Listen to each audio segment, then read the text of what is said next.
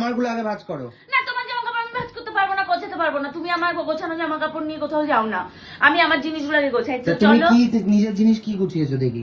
কিছুই গোছাইনি, সবে গোছাচ্ছি।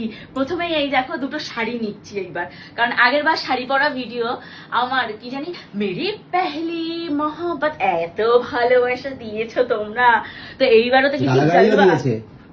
গালাগাল তো মানুষ আমাকে ভালোবেসেই দেয়, আমি সেটা ভালোবাসা হিসাবেই নিই। তোমরা আমাকে গালাগাল দাও, ভালোবাসো, আমার কাজ তো আমাকে করতেই হবে। এই যে এবারও জালবা দেখানোর জন্য এই যে শাড়ি নিয়ে নিয়েছি, দুটো শাড়ি নিচ্ছি।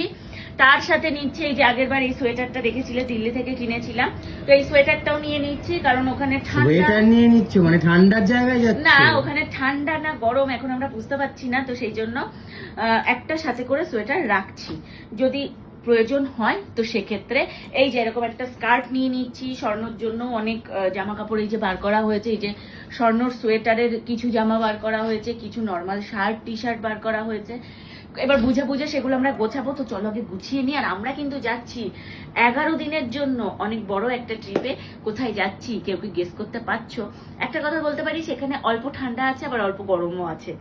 গেস করতে পারলে অবশ্যই কমেন্ট বক্সে জানিও কোথায় যাচ্ছি।